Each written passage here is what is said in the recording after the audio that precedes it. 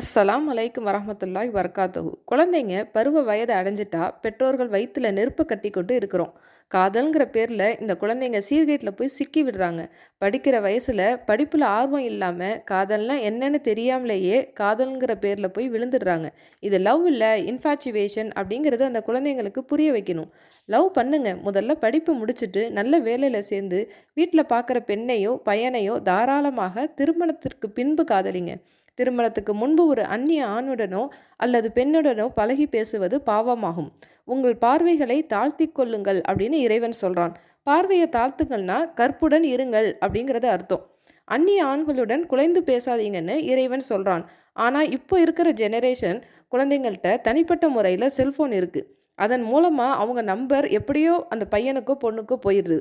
அதுக்கு பிற்பாடு பேச ஆரம்பிச்சிடுறாங்க. குழந்தைங்களை ஆரம்பத்திலேருந்தே ஒழுக்கத்துடன் வளர்க்குறது பெற்றோர்களோட கடமையாகும். நம்ம தான் நம்ம குழந்தைங்களோட சீரியலையும் படத்தையும் சேர்ந்து உட்காந்து பார்க்குறோமே, அதில் அதிகமாக காதல் காட்சிகள் தானே வருது.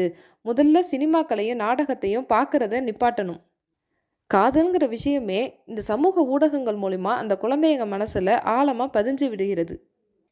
வீட்டுக்கு தெரியாமல் காதலிக்கிற ஒவ்வொரு பிள்ளைங்கள்ட்டையும் நான் கேட்குறேன், உங்கள் மேலே உங்கள் பெற்றோர்கள் வச்சிருக்கிற நம்பிக்கைக்கு நீங்கள் துரோகம் செய்கிறீங்க அப்படிங்கிற ஒரு கில்ட்டினஸ் உங்களுக்கு இருக்கா இல்லையா?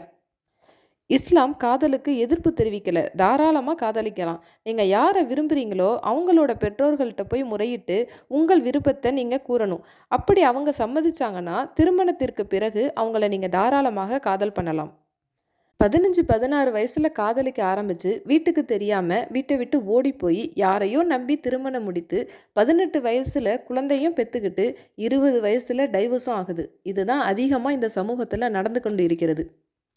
அதுக்குள்ள உங்க வாழ்க்கையே முடிந்தும் போய்விடுகிறது. காதலிக்கிறது எந்த அளவுக்கு தப்போ அதே மாதிரி என்கேஜ்மெண்ட் ஆனதுக்கு பிற்பாடு அந்த மணப்பெண்ணும் மணமகனும் பேச ஆரம்பிச்சிடுறாங்க. இது கூட ஒரு பாவம் தான்.